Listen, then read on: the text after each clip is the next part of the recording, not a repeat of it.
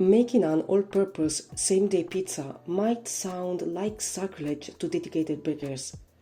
Just the combination of these words can violently hit their ears, shaking their nervous system and stressing every brain cell. Okay, maybe I'm being a bit dramatic, but baking a good pizza that meets certain requirements is not that simple. In this video, I'll show you how I baked mine, including all the techniques I used to achieve a light and airy crumb, with nice medium-sized bubbles, an irresistibly crispy texture, and a deliciously crunchy thin crust. In a measuring cup, add 270 grams of lukewarm water and dissolve 5 grams of fresh yeast or 2 grams of active dry yeast in it. Then add 1 tablespoon of extra virgin olive oil and stir until combined.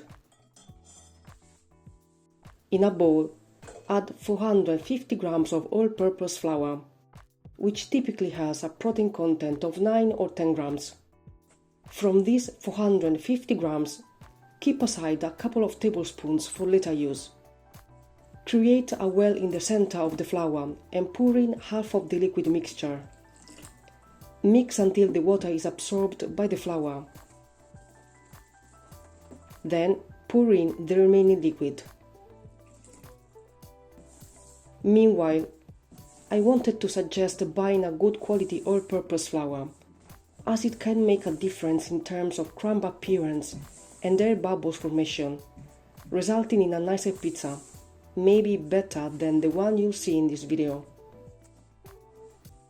Once the dough becomes more compact, spread the flour you set aside on the work surface and start kneading the dough. This first stage of kneading not only helps the dough absorb the remaining flour more easily and quickly, but it also plays a crucial role in strengthening the dough, aiding in the formation of the gluten network. All-purpose flour is weak, and a high hydration recipe without kneading will result in an unmanageable dough with a heavy crumb and no bubbles at all. High hydration and no-knead methods don't always work for everything. Stop kneading when the dough becomes sticky again. Then cover it with a bowl and let it rest for 15 minutes.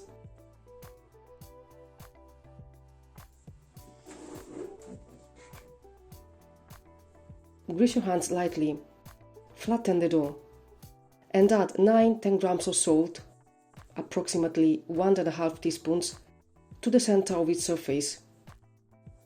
The dough is a bit sticky, so grease the work surface as well. Knead again until the dough is well structured. This won't take much time. This pizza requires a short leavening time, and to avoid any interference with the yeast, it is preferable to add the salt at this stage, as adding it with the yeast could slow down or hinder the rising process. Cover the dough and let it rest for 15 minutes in summer or up to 30 minutes in winter. Grease your hands, flatten the dough, and stretch its sides. I didn't trim any portion of this clip because I wanted to show you this. Despite the dough appearing tighter, smoother, and more elastic, it might still break, which only means that more work to improve the gluten network has to be done. So stretch each side of the dough, fold them over each other,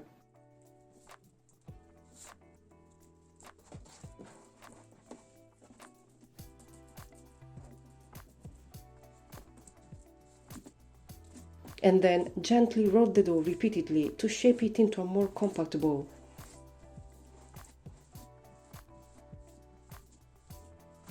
And let it rest again for 15 to 30 minutes. Repeat this process once again.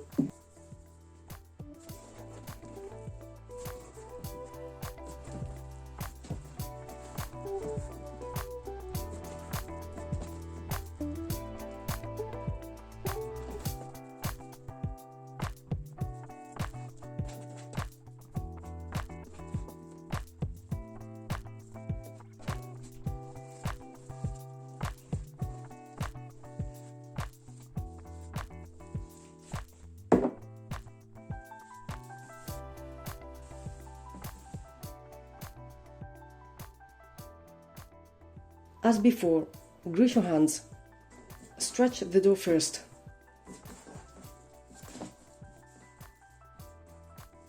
And then each side of the dough, and fold it over the other.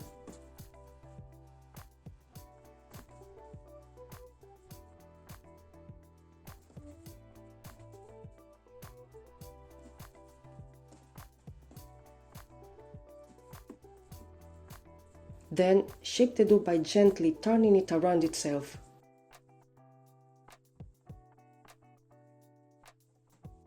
Grease the bowl and let the dough rise inside for 2 hours this time. The rising time largely depends on the amount of yeast and the temperature of your kitchen. The room I was working in was comfortably warm, around 23-24 degrees Celsius, and with 5 grams of fresh yeast, it took just under 2 hours to rise. This means that during the summer, it will rise much faster. Therefore, I suggest reducing the amount of yeast slightly when it's hot, as you don't want your pizza dough to rise too quickly. Using less yeast and allowing for a slower rise will also make it more digestible.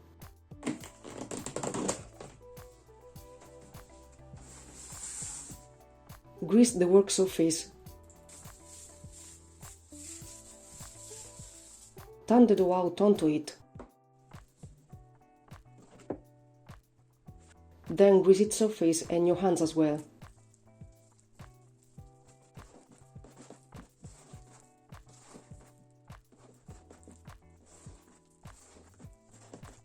Take opposite sides of the dough. Bring their edges close to each other while lifting them slightly, and start pinching their edges to seal them.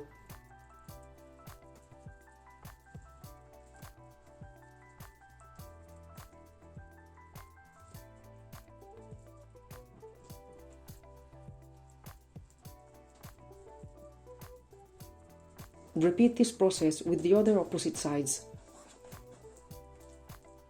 By doing so, we create a large pocket to trap enough air, resulting in nice air bubbles during baking.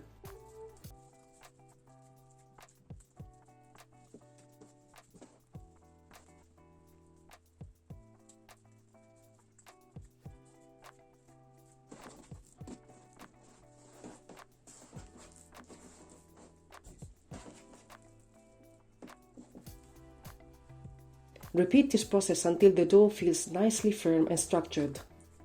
I stopped after the 3rd series of pinching.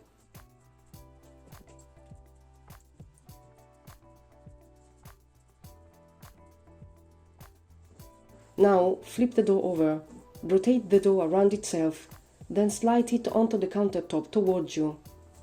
This helps to seal the bottom of the dough.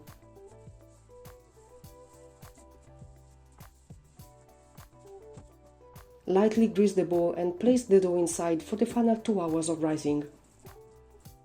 Remember to preheat the oven at least half an hour before baking the pizza.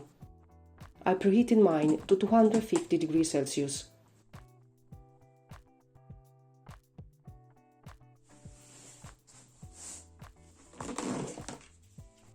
Spread a generous layer of semolina or rice flour on the work surface, making sure it's well distributed.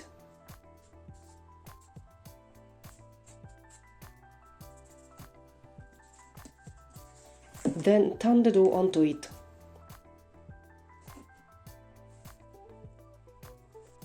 If a large hole appears, simply pinch it closed.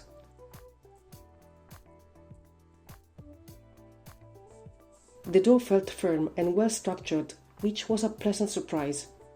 I was expecting a shaggy dough. As the dough has been worked properly, there's no need for further adjustments at this point. Just cover the entire surface with the semolina or rice flour from your counter. Start stretching the dough by gently pressing dimples along the edges and then across the middle. Grease the baking tray.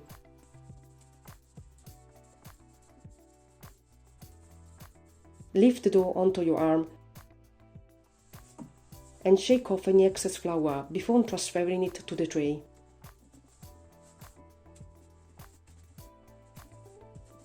Continue stretching the dough by pressing dimples and adjusting its edges along the tray. you can lift the dough with your hands from below and gently redistribute any excess dough where it's needed.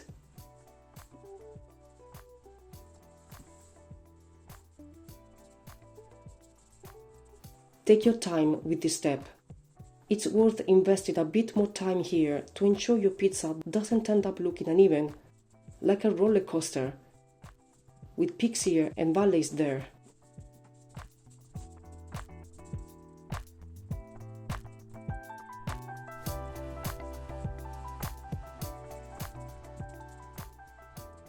Mix on the impulse to encourage air bubbles. It's time to add the tomato sauce. Make sure the sauce isn't too thick and spread it onto the pizza when it's lukewarm. Cold ingredients can interfere with the rising process, so it's best to avoid them. Don't forget to spread the tomato sauce evenly all the way to the edges. For an authentic Italian sheet pan pizza, you don't want a plain white crust. Drizzle some oil on top for extra flavor. Bake on the lower rack for 15-20 minutes, but keep an eye on it, as it might be done a little sooner. You definitely don't want to burn it. Once the pizza is out of the oven, add your preferred type of mozzarella with low moisture content, whether it's shredded, light or drained. Put it back in the oven, this time on the higher rack, for a couple of minutes, until the mozzarella melts and the pizza achieved the desired browning. Make sure nothing is stuck to the tray before transferring it onto a wire rack.